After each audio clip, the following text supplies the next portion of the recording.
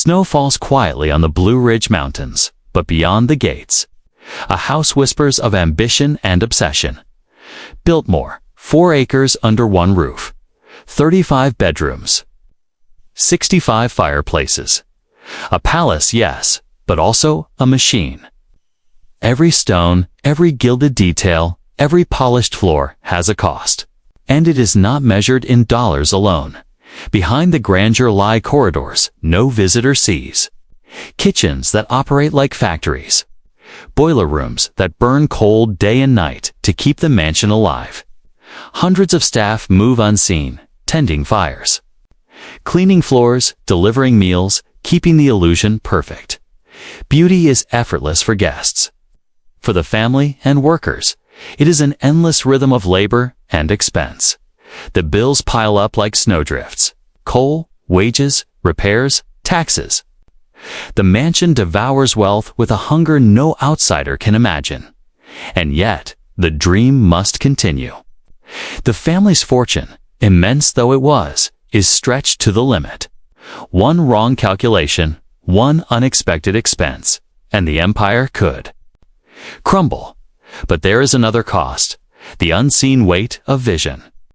The pressure of perfection, the quiet desperation of those who realize that grandeur demands sacrifice beyond measure. Could a house this magnificent exist without devouring those who built it, managed it, and inherited it? Tonight, the walls of Biltmore stand silent, beautiful, and immovable. But beneath the limestone and slate, the machinery hums.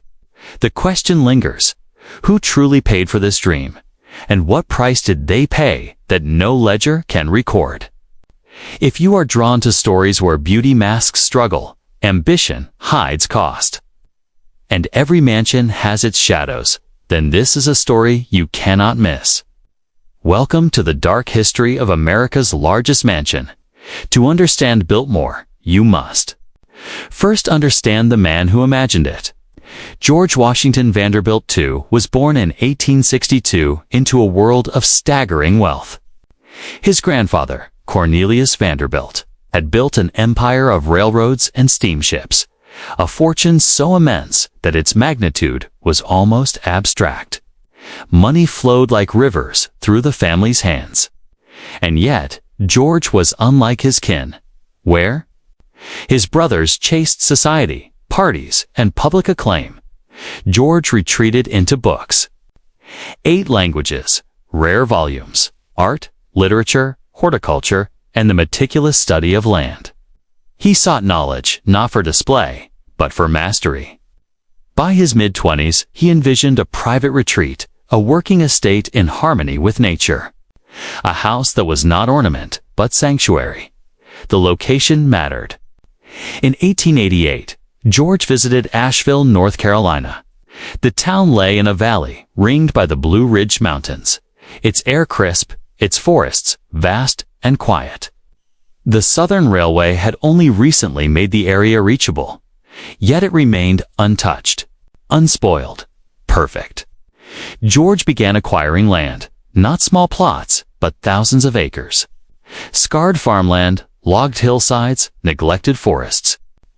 The estate would eventually surpass 125,000 acres, an expanse larger than some European principalities. His vision was audacious. The house would blend European architectural grandeur with modern American technology, electric light throughout, central heating, elevators, hot and cold running water, call buttons hidden in woodwork. It would be a palace for the mind and the body, a home and a laboratory. But ambition has a price. The initial budget is $5 million in the 1890s, over $100 million today. And that was only the beginning. George lacked the skills to realize this dream alone. He turned to 2 masters. Richard Morris Hunt, America's premier architect, trained in Paris, whose chateaux-inspired designs could marry scale with elegance. And Frederick Law Olmsted, landscape architect, visionary behind Central Park, whose philosophy demanded that land be healed, not decorated. Together, they formed the core team: George, the dreamer; Hunt, the builder. Olmsted, the landscaper. Construction began in 1890. The scale defied imagination. Limestone arrived by rail from Indiana. Oak beams carved and fitted by hand. Copper roofing hoisted to dizzying heights. Every nail, every pane of glass, every marble slab was numbered and tracked. 1,000 workers labored on the plateau. Italian?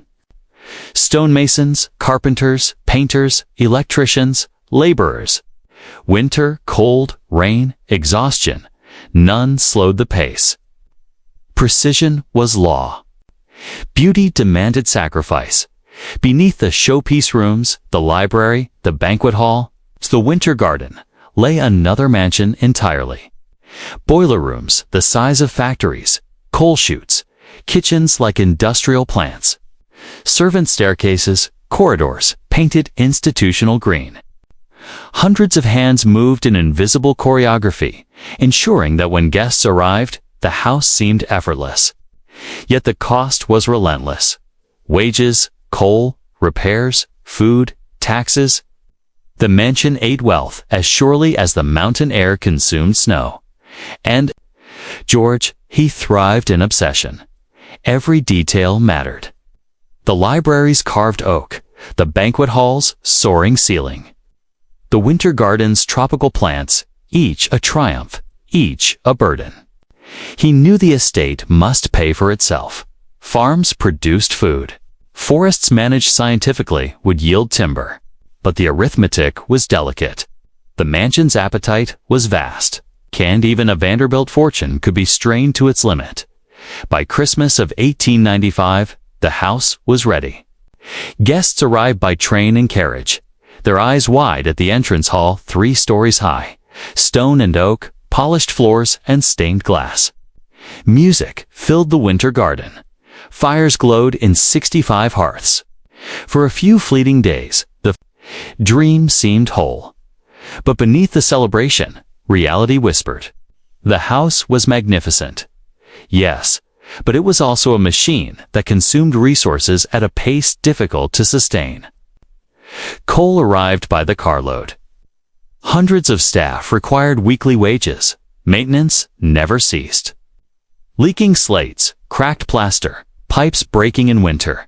They demanded attention, skill, and money. Every month, the ledgers ticked upward. Every year, the pressure grew. George understood the stakes. Wealth alone would not secure Biltmore's survival. Discipline, planning, and productivity were essential. He expanded farms, refined forestry practices, limited waste. Yet, even as the estate thrived under his oversight, the shadow of cost loomed. Beauty and genius coexisted with relentless financial demand, a tension that would define Biltmore for decades to come. And so, the mansion stood, a triumph of vision, a monument to ambition, a machine of human labor and capital, humming quietly. Beneath the snow-tipped Blue Ridge peaks, the question lingered, unspoken but real. Could a dream this vast endure the reality of money, mortality, and time? Or would the very house meant to preserve legacy eventually consume it? Biltmore was not built, it was engineered, orchestrated, and consumed into existence. By 1890, when construction began in earnest, George Vanderbilt's vision required more than ambition. It demanded a controlled chaos of labor, materials, and money that would challenge even the wealthiest man alive. The first task was the mountain itself. Asheville's rolling landscape had been partially logged and farmed, but George wanted a pristine canvas. Trees were felled, rocks quarried, and drainage re-engineered. Olmsted's vision demanded that no hill appear artificial. No. Forests seemed constrained. Yet achieving natural harmony on a human scale required human violence. Shovels and picks, horse-drawn wagons, and later, rail lines specifically laid for the estate. Thousands of tons of stone, soil, and timber moved every month, an invisible army at work beneath the trees. Richard Morris Hunt's architectural plans were unprecedented in the United States. Modeled after French Renaissance chateaux, Biltmore would span 175,000 square feet, include 250 rooms, and rise 5 stories at its tallest points. Its scale alone demanded an industrial approach. Limestone blocks were numbered and fitted like pieces of a puzzle, shipped from Indiana and hoisted by steam-powered cranes. Oak beams, hand-carved by Italian artisans, were assembled with meticulous care. Every detail, from brass doorknobs to the elaborate plaster ceilings, was catalogued and supervised personally by Hunt. The workforce itself became a living system, a hierarchy of specialized labor that mirrored the mansion's internal complexity. At the top were the foremen and master craftsmen, the custodians of Hunt and Olmsted's vision. Below them, hundreds of skilled laborers, stonemasons, carpenters, ironworkers, executed precise tasks with little margin for error. At the base of the pyramid were the unskilled hands, hauling stone, mixing mortar, cutting timber. A single misstep could stall months of progress, yet the sheer human effort was never fully visible. The mansion's final impression was effortless, elegant, untouchable. And then there was the machinery. Steam engines pumped water for the kitchens, baths, and fountains. Coal-fired boilers heated the great rooms, while hidden elevators lifted supplies and people alike. The electrical system, cutting edge for its time, brought artificial light to every corner. Pipes, switches, and conduits ran like veins throughout the house, invisible but essential. A nervous system without which the grand vision would collapse. Time itself was a currency consumed relentlessly. Construction would stretch over 6 years, from 1890 to 1895. During this period, George Vanderbilt's focus never wavered. He inspected every room, every terrace, every garden path. The library's oak paneling was adjusted to match the light. At different hours of the day, the banquet hall's chandeliers were positioned for the perfect reflection of candlelight. Even minor imperfections, a warped floorboard, a cracked stone, were treated as existential threats to the integrity of the estate. Financially, Biltmore was an insatiable entity. The initial budget of $5 million ballooned as George refined his vision. Rare marbles imported from Italy, custom-made furniture, stained glass from Europe, the very earth sculpted to Olmsted's specifications, all of it required constant cash flow. Wages for hundreds of workers, the cost of materials, and ongoing transportation added a relentless pressure. In a sense, the mansion became a living creditor, feeding on resources, faster than anyone could fully account for them. But it was more than money. The mansion consumed attention, ambition, and identity. George Vanderbilt poured himself into the project, not merely as owner, but as supervisor, critic, and sometimes tyrant. There were late nights of candlelight in the offices, calculations of structural integrity, analyses of soil and timber. Mistakes were corrected immediately. Workers who did not meet standards were replaced.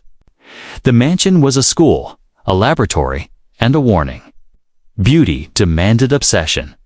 Even as the structure rose, Olmsted's landscape transformed the surrounding acreage into a functioning ecosystem. Agricultural fields, gardens, orchards, and managed forests supported the mansion's self-sufficiency. Roads and pathways allowed the estate to function like a small city. Every action had purpose. Every stone and tree was measured against George's ideal. Yet the very perfection that captivated visitors was achieved at the expense of human labor, cost, and time. By 1895, the machinery of magnificence reached completion. The house was ready, a testament to ambition made tangible. But beneath the marble floors within the service corridors and boiler rooms lay the invisible skeleton of cost and labor, a constant reminder of the debt incurred by human desire. Biltmore's grandeur was awe-inspiring, but it was also a caution. Perfection is rarely free. and the weight of creation can never be ignored. The mansion stood complete. A palace in the mountains, a triumph of design and human endeavor. Yet, the story of Biltmore was far from over. The real test was not in building it, but in sustaining it. Every room, every fireplace, every corridor demanded care. Every day brought a question. Could beauty survive the relentless toll of time, money, and human expectation? Or would the very dream that created Biltmore slowly devour those who built it and those who would inherit it? The completion of Biltmore in 1895 was not merely an architectural achievement. It was the opening of a stage where wealth, ambition, and human desire would play out behind grand doors and polished floors. To outsiders, the mansion was a fairy tale. Palace, a testament to Vanderbilt's taste and fortune. Inside, however, the walls absorbed something darker. The tension between privilege and the relentless machinery of expectation. George Vanderbilt did not live in Biltmore as a recluse. He engaged with every aspect of its operation, ensuring that his ideals were maintained. Staff knew him as meticulous, sometimes distant, often exacting. Etiquette, discipline, and precision governed daily life. Every servant had a place, a function, a set of unspoken rules that mirrored the hierarchy of the mansion itself.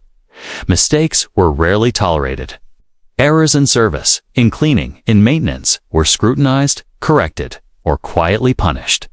The staff numbered in the hundreds. Housekeepers, cooks, laundresses, stable hands, gardeners, and footmen moved like clockwork through corridors and gardens.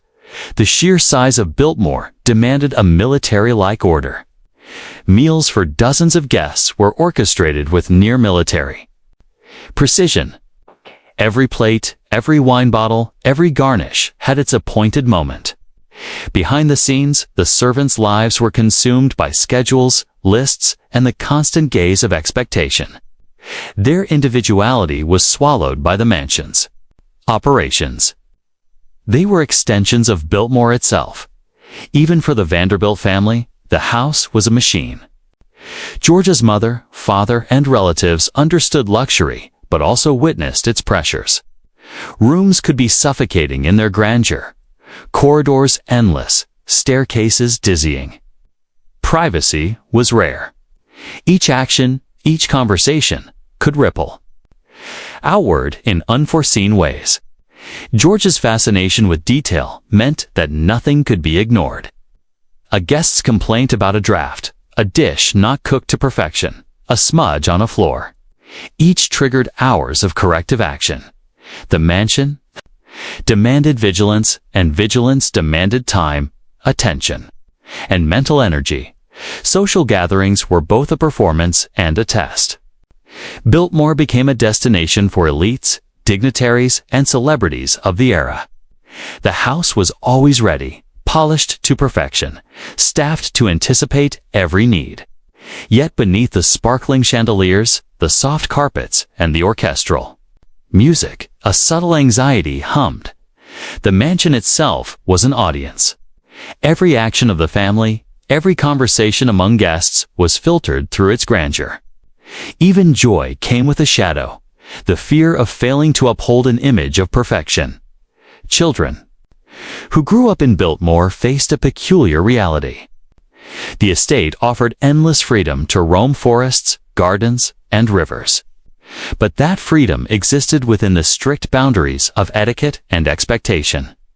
Play was permitted, but never reckless. Every lesson was tinged with the mansion's omnipresent lesson: beauty and order come at a cost. The house taught its residents, consciously or not, that wealth alone did not grant happiness. Mastery, discipline, and vigilance were required to survive its weight. Evenings in Biltmore carried a duality. The opulence dazzled, the glow of fireplaces, the shimmering crystal chandeliers, the rich textures of imported fabrics. Yet, in quieter corners, the house reminded its inhabitants of mortality and transience. Empty rooms echoed with past footsteps. Hallways captured whispers of gossip, and shadows lingered in spaces too large for any single human to dominate. The mansion was alive in a way that blurred lines. It offered comfort, yet it imposed an invisible pressure, a constant reminder that nothing was permanent. Not wealth, not beauty, not even life itself. Financially, the mansion's life consumed, almost as fiercely as its construction. Even after completion, the costs of staffing, maintenance, heating, and feeding hundreds were staggering. George Vanderbilt absorbed these expenses willingly, but Biltmore became a living debt, a reminder. That privilege is rarely free. Every decision about parties, repairs, or expansions carried consequences, and the estate itself silently dictated what was acceptable. The grandeur of a ballroom, the intricacy of a library, the perfection of a garden, all demanded resources, attention, and sometimes sacrifice. Within this cycle, the mansion shaped the psychology of all who inhabited it. Staff learned obedience under pressure. Guests learned awe tinged with unease. The family learned that power and wealth could create both paradise and prison. The mansion's very architecture reinforced this reality. Long corridors, towering ceilings, and endless staircases reminded inhabitants of scale, human smallness within the empire of ambition. Biltmore was both protector and oppressor, offering comfort and privilege while imposing relentless rules, expectations, and obligations. Even George Vanderbilt could not escape the mansion's subtle tyranny. The obsession with perfection extended into every corner of his life. He scrutinized reports from managers, cataloged the family library, monitored agricultural production, and guided landscape maintenance. The weight of creation had not lifted. It had transformed into ongoing vigilance. The mansion demanded attention, and failure to provide it could unravel years of labor, reputation, and control. Thus, life inside Biltmore was a paradox. It was a world of unimaginable luxury, endless resources, and cultural refinement. But it was also a world of invisible burdens. Every room, every servant, every pathway was part of a larger system of expectation, obligation, and subtle pressure. The mansion existed as both monument and mirror, reflecting the wealth and power of its master, yet revealing the costs of ambition, the fragility of human effort, and the shadows that inevitably haunt every creation. Biltmore was no longer just a house. It was a living organism, a universe governed by rules few fully understood, and a cautionary tale that the very things humans create to express greatness can become their greatest demands. And that privilege is never without its weight. Beneath the dazzling facades of Biltmore, hidden from the public eye, the mansion concealed stories far darker than the glittering chandeliers or manicured gardens would suggest. For all its grandeur, the house was a repository of secrets, whispered scandals, hushed disputes, and financial strains that gnawed quietly at the edges of the Vanderbilt empire. Even in its earliest days, rumors began to circulate. Staff spoke of unusual happenings in certain wings, mysterious guests whose visits were brief yet memorable, and conversations that seemed to vanish as soon as they were overheard. George Vanderbilt, ever meticulous, encouraged order and discipline. But some things could not be controlled. The mansion, in all its size and complexity, became a stage for human weakness, curiosity, and ambition, elements that no architecture could fully contain. The family itself was not immune.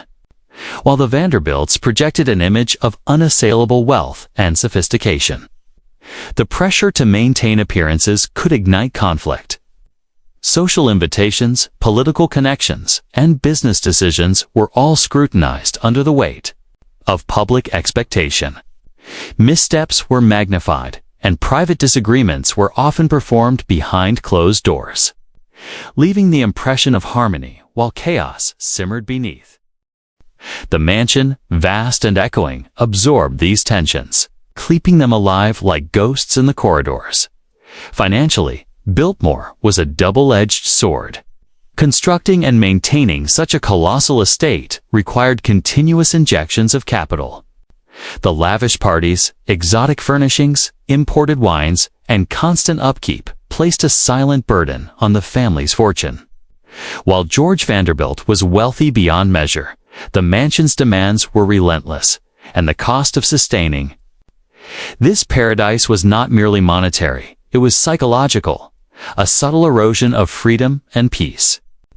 Each decision about staffing, repairs, or expansion carried hidden consequences, and every indulgence came with an invisible price. But the mansion's secrets extended beyond money. There were rooms that seemed to hold their own histories, places where servants whispered of unexplained noises, shadows that lingered longer than they should, and doors that led to empty corridors. Guests occasionally reported feeling watched or uneasy, though no evidence of wrongdoing ever surfaced. These accounts were often dismissed as imagination. Yet the accumulation of stories painted a picture of a home alive with hidden forces. Whether human, architectural, or something else entirely, scandals occasionally erupted in the public eye. Rumors of illicit affairs, disputes over inheritance, and conflicts between staff and family made their way into newspapers, though often sanitized. For those living within Biltmore, the stakes were higher. A personal scandal could shatter social standing, disrupt carefully curated relationships, or ignite conflict within the household itself.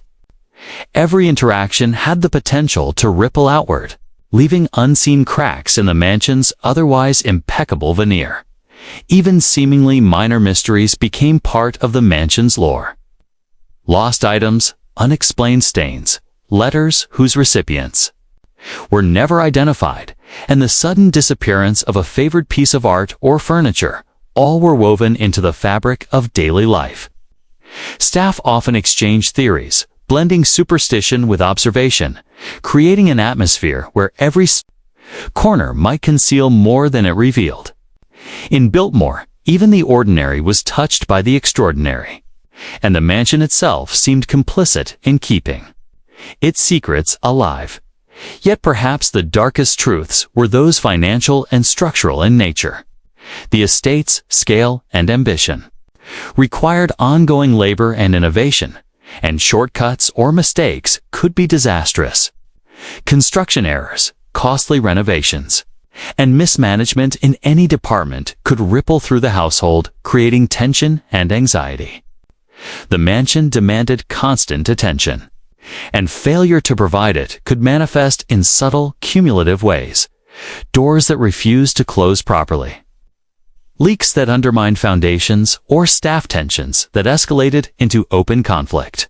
These hidden costs, both literal and figurative, reminded all who lived there that even a palace could carry unseen burdens. The mansion also held symbolic secrets, reflections of societal and cultural pressures. Its vastness represented the weight of expectation, the isolation of privilege, and the relentless scrutiny of high society. Guests, no matter how comfortable they felt, were subtly reminded of the power hierarchy. Staff, no matter their diligence, were aware of the limits imposed by wealth and station. In this way, Biltmore became not just a home, but a living metaphor for the burdens of status. A place where beauty and terror coexisted in silent, inescapable balance.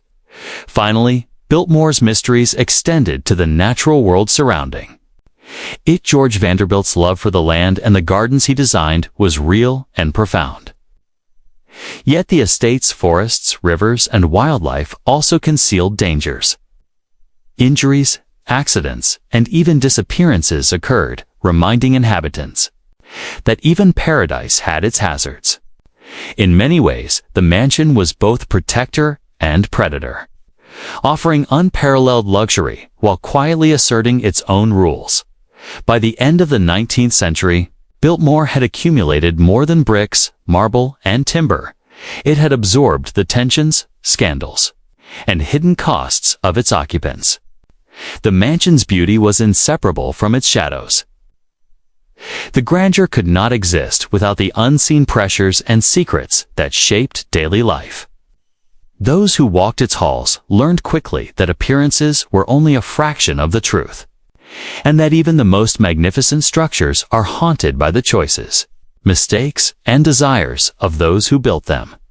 Biltmore stood as a testament not only to wealth and ambition, but also to the darker side of human experience. The invisible burdens, the unspoken scandals, and the hidden costs that accompany the pursuit of perfection. Its history reminds us that every palace, no matter how dazzling, contains shadows, and that the grandest visions often come with consequences unseen. Lingering long after the last guests depart, even the most magnificent of human creations is not immune to time, and Biltmore was no exception. As the 20th century dawned, the mansion that had once symbolized unbridled wealth and ambition began to feel the weight of the era's shifting realities. The glittering halls, the carefully curated art, and the lush gardens all demanded attention, resources, and care. But the world outside Biltmore's gates was changing, and the mansion would soon feel the strain. George Vanderbilt's vision had been one of enduring splendor, but maintaining that vision was costly beyond imagination. Heating the massive rooms during harsh winters, repairing the intricate stonework, and replacing or restoring delicate furnishings became relentless challenges. Even a wealthy family could not ignore the mounting expenses and the demands of such an estate began to reveal cracks in both finances and morale. What was once a symbol of permanence became increasingly fragile, a beautiful edifice struggling under its own weight. The mansion's decline was not immediate, but it was inevitable. The economic climate of the early 20th century, including the Panic of 1907, shifting taxation laws, and the general unpredictability of wealth, placed new pressures on estates like Biltmore. Maintaining the illusion of grandeur required more than money. It required constant innovation, clever management, and an almost obsessive attention to detail. Anything less could, and did, lead to degradation. The gardens, once pristine and meticulously curated, began to show signs of neglect in certain areas. Roofs leaked in subtle places. Marble floors, polished to a reflective sheen, slowly dulled under the relentless march of time. Staffing the mansion became another silent struggle. The large household that had once operated like a finely tuned machine now faced challenges of turnover, training, and morale. Many of the original staff aged or retired, and replacements, no matter how skilled, could not replicate the seamless operations of the past. Small mistakes, ignored or unnoticed at first, compounded over time, eroding the mansion's perfection in ways that visitors rarely saw but that insiders felt acutely. The estate's human machinery, once its most reliable component, became a source of tension and vulnerability. The cultural and societal shifts of the era also played a role. The ostentatious display of wealth, once admired, began to attract scrutiny and criticism. The Vanderbilt family's prominence became a double-edged sword. Public fascination coexisted with envy and judgment. Maintaining privacy grew more difficult, and scandals, real or imagined, cast long shadows over the family's social standing. Biltmore, with its open doors and sprawling grounds, was no longer merely a home. It was a symbol scrutinized by the wider world, and the pressures of that scrutiny weighed heavily on its caretakers. Financial pressures forced difficult decisions. Certain wings were closed to reduce heating and maintenance costs. Some furnishings, artworks, or rare books were sold to cover expenses. A painful compromise for a family whose identity had been tied so closely to possession and prestige. Each sale, each deferred repair, left a subtle mark on the mansion's aura, a quiet erosion of what had once seemed invincible. Visitors who wandered the halls might still be awed by its beauty, but those who knew its inner workings could sense the faint cracks forming beneath the surface. Yet decay was not limited to finances or physical structure. Time brought with it An intangible erosion, the fading of purpose. The mansion, originally envisioned as a private sanctuary, became increasingly a public artifact. Tours, visitors, and public events, while providing revenue, also diluted the intimacy and control George Vanderbilt had intended. What had once been a sanctuary of personal taste and design became, paradoxically, a stage for broader audiences, further complicating the task of preservation. The grand estate, meant to endure for generations as a personal masterpiece, now had to negotiate the demands of outsiders. A subtle yet profound shift in its very identity. The psychological impact of this slow decline cannot be understated. Those who lived and worked within Biltmore felt the tension between past perfection and present imperfection. Staff worried about their roles and reputations. Family members wrestled with pride and nostalgia. Even visitors, sensing the subtle differences between past and present, felt the weight of an estate slowly bending under external pressures. Every hallway, every echoing room carried a faint resonance of what had been lost, or what was inevitably slipping away. Nature, too, played its part in this slow decay. The surrounding forests and gardens, once meticulously managed, began to reclaim certain areas. Storms, erosion, and natural growth challenged the carefully constructed landscape. Paths became uneven, stone walls weathered, and certain vistas altered. In some ways, the mansion's struggle mirrored the larger human struggle against time. A constant effort to maintain control over an environment that is inherently transient. By mid-century, Biltmore's story became one of adaptation as much as decline. Caretakers and family members worked tirelessly to preserve its essence. Yet every restoration, every patch of paint, every repaired tile was a reminder that the original vision had been tempered by reality. The mansion's decay was not sudden or catastrophic, but cumulative, a testament to the relentless pressures of time, economics, and human imperfection. Biltmore stands today not just as a monument to George Vanderbilt's ambition, but as a symbol of impermanence.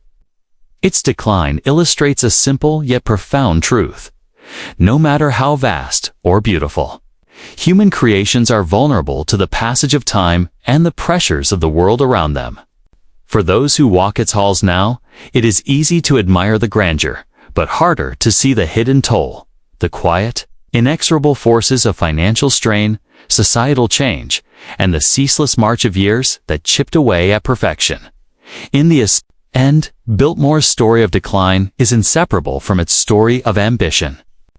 Its beauty and power were always entwined with hidden vulnerabilities. And the mansion's slow decay reminds us that even the most magnificent achievements are fragile. Beneath the stone, marble, and timber lies a tale of human striving, sacrifice, and the inexorable cost of trying to conquer time itself.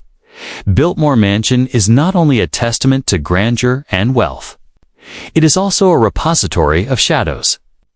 Beneath the polished floors and gleaming chandeliers lurk whispers of the past, stories of strange sounds, fleeting apparitions, and unexplained phenomena that have persisted for over a century. To walk through Biltmore after dusk is to step into a realm where history and haunting intermingle, where the echoes of its past residents seem never to have fully left. The first whispers of Biltmore's hauntings began shortly after its completion. Staff members reported odd occurrences almost immediately. Doors closing on their own, the soft sounds of footsteps echoing in empty halls, and objects inexplicably moving from one room to another.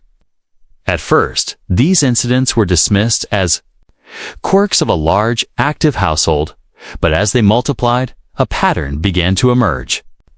Those who worked in the mansion spoke of a palpable presence, as if unseen eyes were watching, silently observing every move.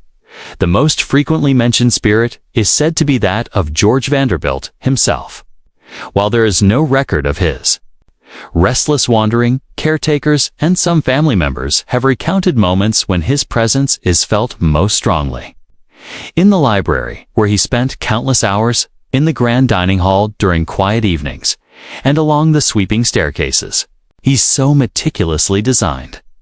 Witnesses describe sudden chills, the scent of cigar smoke when no one is smoking, and the sensation of being gently guided or nudged in certain directions. Subtle, almost courteous movements, as if the founder of the estate still wishes to maintain order in his creation. Other ghosts are more elusive and enigmatic. Servants who labored tirelessly in the mansion, many of whom devoted decades of their lives to maintaining its perfection, are said to linger in the corridors. Their presences manifest in muffled whispers, the faint clatter of china, or the rustle of uniforms passing unseen. Some visitors have reported hearing faint singing, a lullaby once sung to the children of the Vanderbilt household, echoing across empty rooms in the dead of night. These spectral echoes are not menacing but melancholic, reminders of lives intertwined with the mansion's history. Now continuing in a shadowy realm, the gardens too are said to carry their own supernatural stories.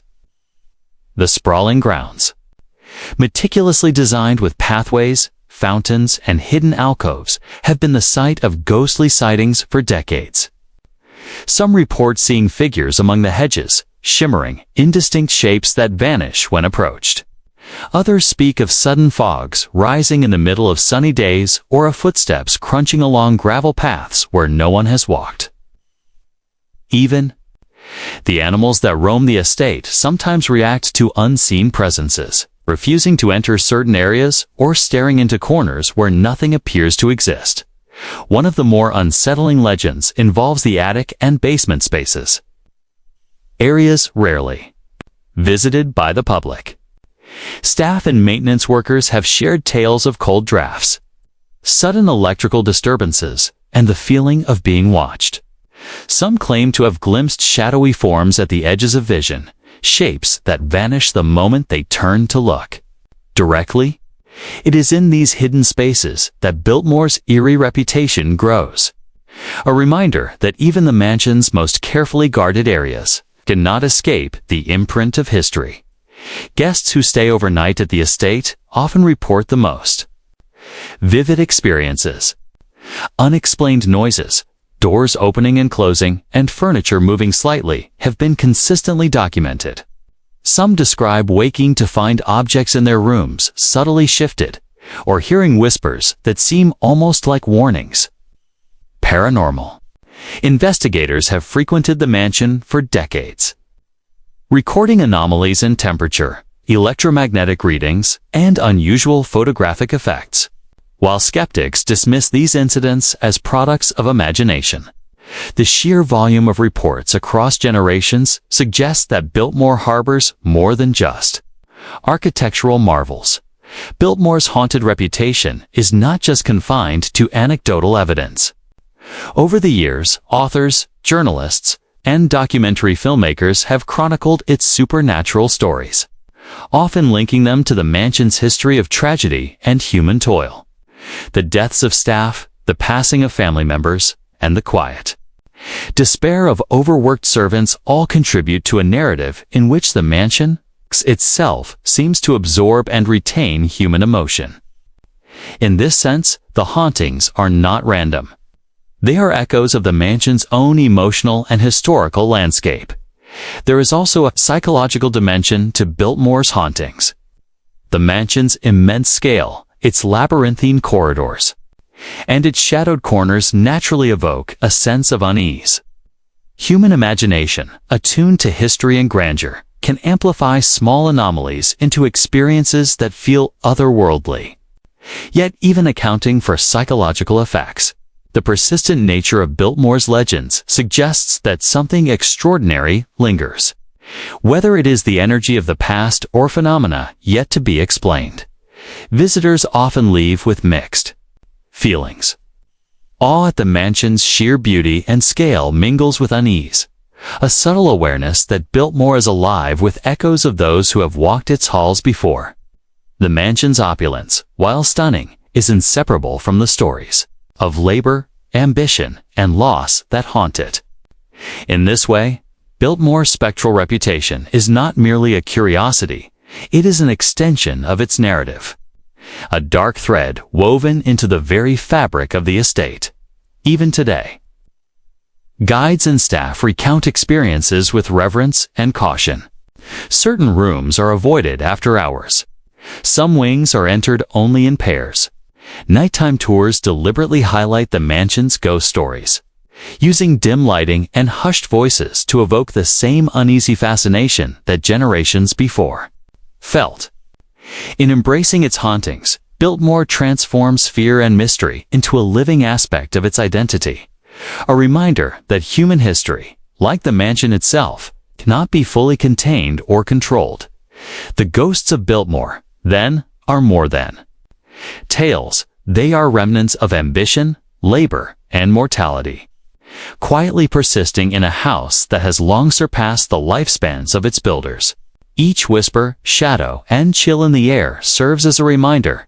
No matter the wealth or craftsmanship, even the grandest homes carry the indelible imprint of time and humanity. Biltmore, a mansion, is a fortress of secrecy as much as it is a palace of grandeur. Beyond its majestic facades, opulent ballrooms, and sunlit galleries, the estate conceals a labyrinth of hidden spaces. Rooms, passageways, and chambers designed for discretion, protection, or purely enigmatic purposes. These secret areas not only reveal the architectural cunning of its designers, but also hint at the private, shadowy world of the Vanderbilt family, a realm where wealth and power were carefully guarded behind layers of stone and wood. From the very beginning, George Vanderbilt envisioned Biltmore as more than a home. It was a private world. The mansion's scale allowed for the inclusion of spaces that were inaccessible or invisible to the casual visitor. Hidden doors disguised as walls, staircases that led nowhere, or only two secret corridors were integrated seamlessly into the architecture. The intention was both practical and psychological, to protect the family, safeguard valuables, and create a sense of mystery that even today captures the imagination of visitors and historians alike. One of the most famous hidden features of Biltmore is its network of secret passageways. These narrow corridors, often concealed behind movable panels or bookcases, allowed staff to move throughout the mansion unseen, delivering messages, managing operations, and performing duties without disturbing the family or guests. In a mansion of such scale, these passageways were essential, ensuring that the daily life of the household flowed seamlessly. Yet, for those exploring Biltmore today, discovering one of these hidden routes evokes a thrill, the sense of stepping into a private history that was never meant to be witnessed. Beyond passageways, Biltmore also houses rooms designed for secrecy. Some were intended for business dealings or private consultations, spaces where Vanderbilt could meet influential figures away from prying eyes. Others served more personal purposes, concealed chambers for reflection, storage, or escape. The mansion's design deliberately blurs the line between openness and concealment. A room that appears ordinary may, in fact, hide a doorway to a staircase or chamber. A deliberate puzzle crafted by architects to maintain the estate's aura of exclusivity and mystery. Hidden staircases are another hallmark of Biltmore's clandestine architecture. Some wind tightly within walls, connecting servant quarters to main floors, while others are entirely hidden behind false panels. They were built to ensure efficiency and privacy, allowing staff to navigate the mansion without entering the grand halls where the family entertained. Yet, these staircases carry with them stories of secrecy and sometimes fear. Late at night, the quiet hum of movement within these concealed spaces fueled rumors among staff of unseen presences. An eerie reminder that Biltmore's mysteries are not only physical but psychological. The mansion's attics and basements further compound its sense of enigma. The basement, larger than many modern homes, served practical purposes: kitchens, storage, wine cellars, and mechanical rooms. Yet even here, there are areas off limits to casual exploration, rumored to hold forgotten items, letters, or artifacts. From Biltmore's history, the attics, filled with trunks, furniture, and relics, have long been sites of speculation. Some claim that George Vanderbilt's personal treasures, documents, or secret inventions were hidden here, never meant to leave the family's hands. Over time, these spaces have become symbolic of the mansion's hidden histories. A physical manifestation of secrets layered atop secrets. Stories of discovery abound. Historians, staff, and adventurous visitors have occasionally stumbled upon previously unknown rooms or passageways, often behind bookcases or beneath staircases. These discoveries can be mundane, a storage closet or a service corridor, but occasionally they reveal something far more intriguing: a forgotten room containing artifacts, letters, or even architectural anomalies that hint at long-lost intentions. Of the mansion's designers, each discovery reinforces the notion that Biltmore is not a static relic, but a living puzzle, revealing itself slowly over generations. The secrecy of Biltmore also extends to the personal lives of its inhabitants. Letters, diaries, and documents discovered in hidden compartments suggest that certain areas of the mansion were reserved for private correspondence or family matters. These hidden rooms became sanctuaries for thought, privacy, and protection. In an era when social scrutiny was intense, Vanderbilt's meticulous design allowed the family to control visibility, maintain privacy, and exercise power over who could enter their world and what they could see. Some of Biltmore's hidden features have taken on a spectral dimension. Certain passageways and concealed rooms are rumored to be haunted, perhaps by staff who worked in these spaces or by members of the family who frequented them. Whispered footsteps, sudden drafts, and fleeting shadows are commonly reported, blending architectural cunning with supernatural legend. In this way, secrecy and haunting converge, creating an atmosphere in which the mansion itself seems alive, keeping its mysteries close to the chest. The allure of hidden spaces at Biltmore lies not only in their function, but also in their symbolism. They represent power, control, and the human desire to shield oneself from the world. For Vanderbilt, these concealed areas were a statement, a reminder that even within the most opulent structures, there are elements that remain unseen, inaccessible, and ultimately unknowable.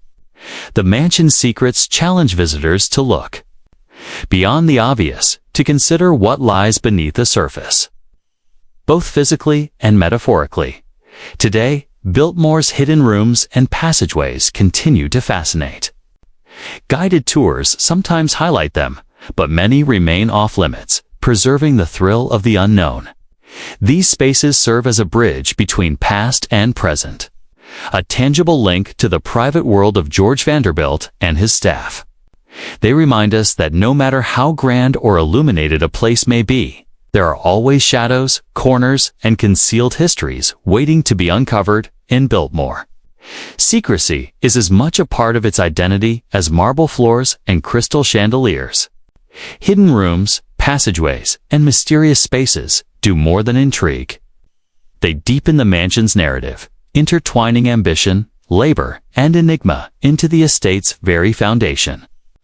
Each closed door and concealed corridor whispers a story, inviting the bold to explore the mansion's darkest and most private corners. Biltmore Mansion, with its soaring ceilings, sweeping staircases, and endless halls of luxury, was more than a symbol of wealth. It was a stage where human frailty, ambition, and scandal quietly unfolded. Behind the grandeur lay stories of misfortune, tragedy, and controversial choices, painting a shadowed picture of life at the nation's largest private home. For every crystal chandelier and meticulously curated garden, there were whispers of loss, secrets, and moral dilemmas that the Vanderbilt family and their associates struggled to contain. even before construction was complete. The mansion became a magnet for misfortune. The sheer scale of Biltmore, over 250 rooms spanning 178,000 square feet, required hundreds of workers, from artisans and architects to laborers hauling stone and timber. Within this bustling workforce, accidents were inevitable. Historical records hint at injuries, even deaths, during the mansion's construction. These tragedies, though often minimized in public accounts, were remembered by those who toiled in Biltmore's depths, adding an early layer of darkness to the estate's story. Once completed, the mansion itself became a backdrop for more personal tragedies.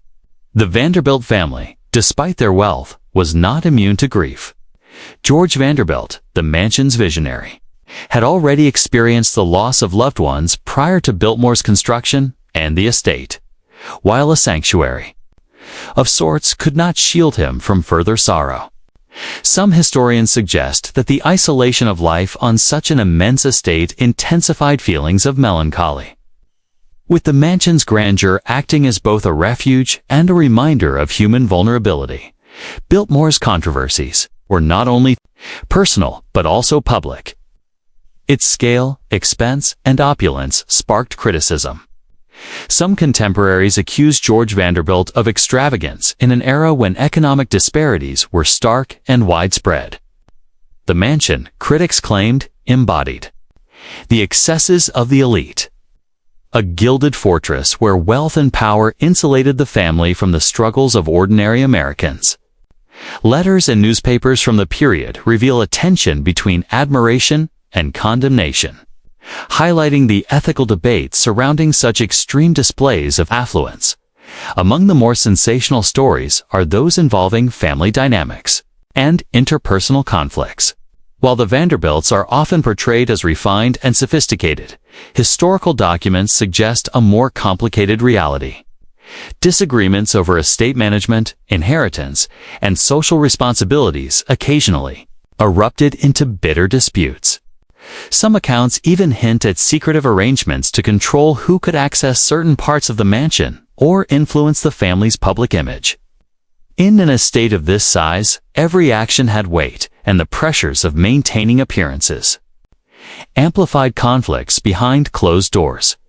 Biltmore also saw tragedy in the form of accidents and unexplained incidents.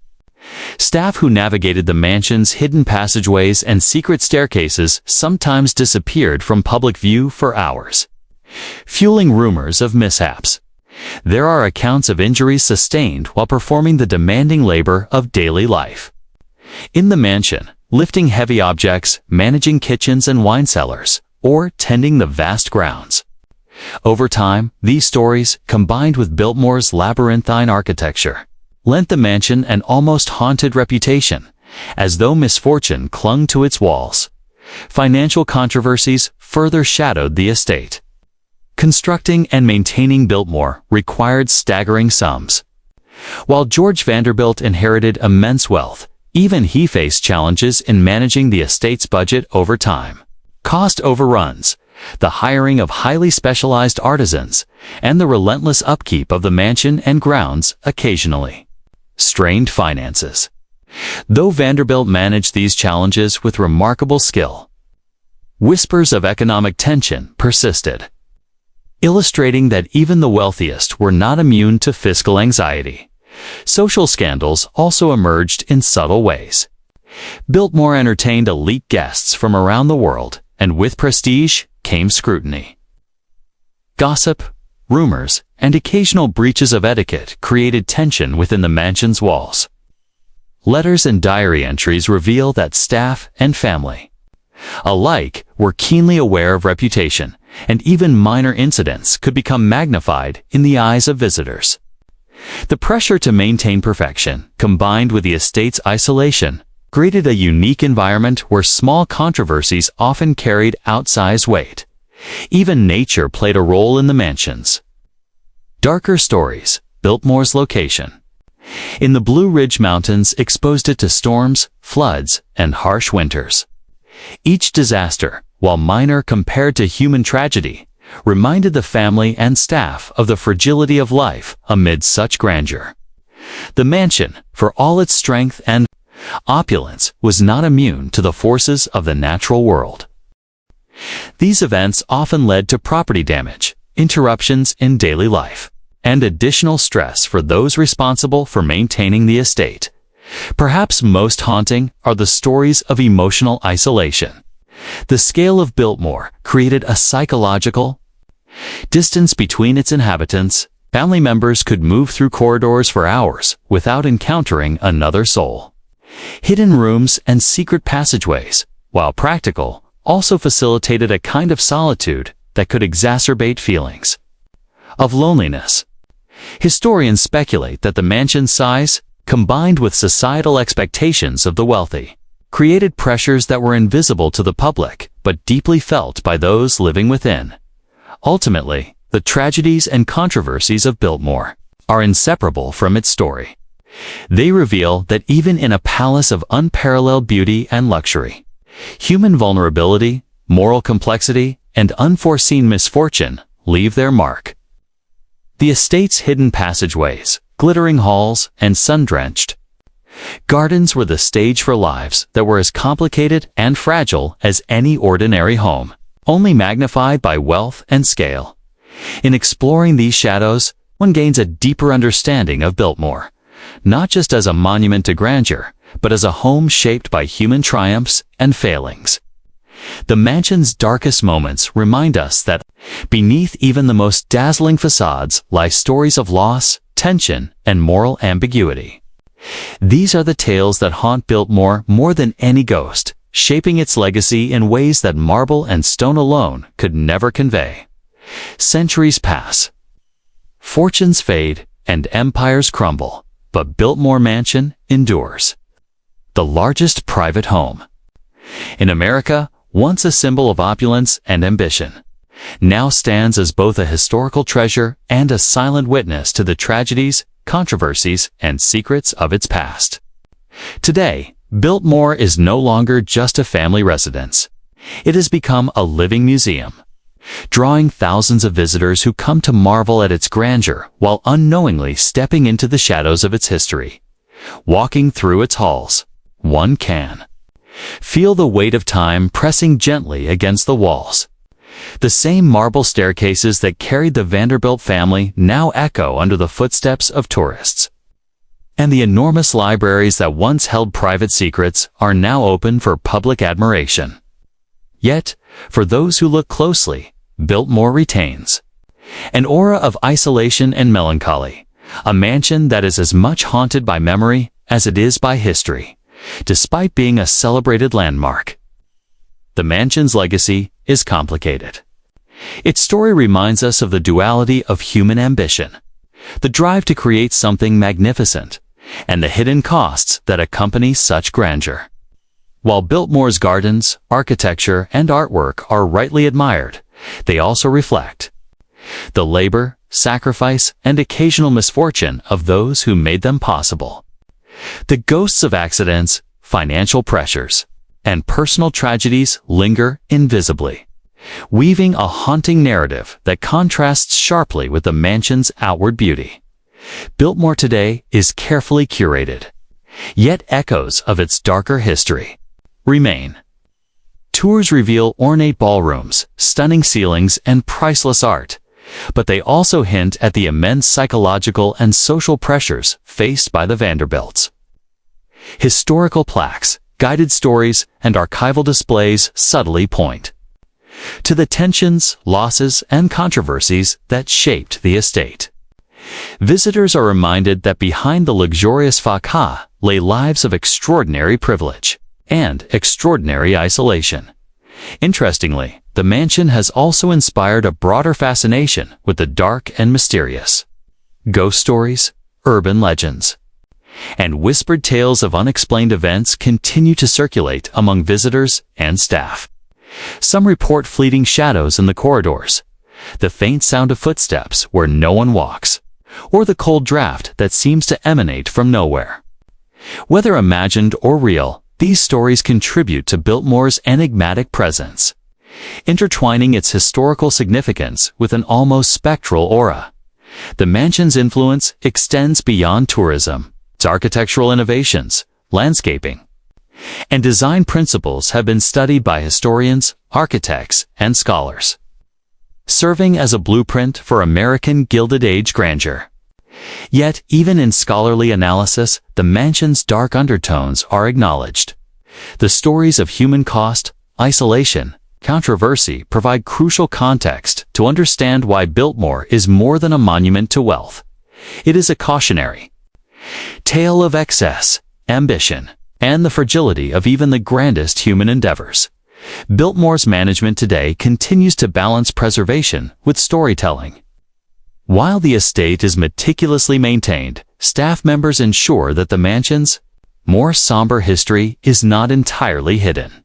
Special exhibitions, historical reenactments, and private tours sometimes focus on the mansion's darker chapters, construction accidents, family tragedies, and social scandals, offering a layered, nuanced understanding of its legacy.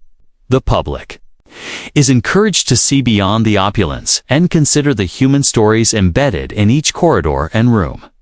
One of the most striking aspects of Biltmore's modern legacy is how it highlights the passage of time. Once a private home, it now belongs to the collective memory of the public. The estate's evolution from personal sanctuary to national landmark underscores a universal truth. No matter how powerful or wealthy, human creations are always subject to history's judgment. The mansion, frozen in time, serves as a mirror reflecting both the beauty and the darkness of its creator's ambitions. In a sense, Biltmore embodies the tension between permanence and impermanence. Its walls, built to last centuries, preserve stories of glory and despair alike. But the lives it sheltered, the disputes it witnessed, and the secrets it contained have long passed. What remains is a silent, haunting presence, an echo of the past that invites reflection on wealth, power, and human fragility. Visitors who wander its corridors today may marvel at its luxury, but they are also stepping into a world where beauty and darkness coexist inextricably. Finally, Biltmore's enduring presence raises questions about the morality and meaning of grandeur. Is it simply a testament to human creativity? Or does it serve as a reminder of ambition unchecked by empathy or foresight? Its dark story challenges us to confront the human cost of excess and consider the hidden truths behind public glory. In doing so, Biltmore transcends its role as a historic home, becoming a symbol of the delicate balance between aspiration and consequence, beauty and shadow, triumph and tragedy. Ultimately, Biltmore Mansion stands as more than a relic of the Assagwai, the Gilded Age. It is a living testament to human complexity, where luxury cannot erase loss and splendor cannot obscure sorrow. Its legacy is haunting not because of ghostly apparitions alone, but because it encapsulates the eternal struggle between ambition and vulnerability, wealth and humanity, light and darkness. And as long as its walls endure, Biltmore will continue to tell its dark story, inviting each generation to peer into its shadows and confront the truths that lie behind the glittering facade.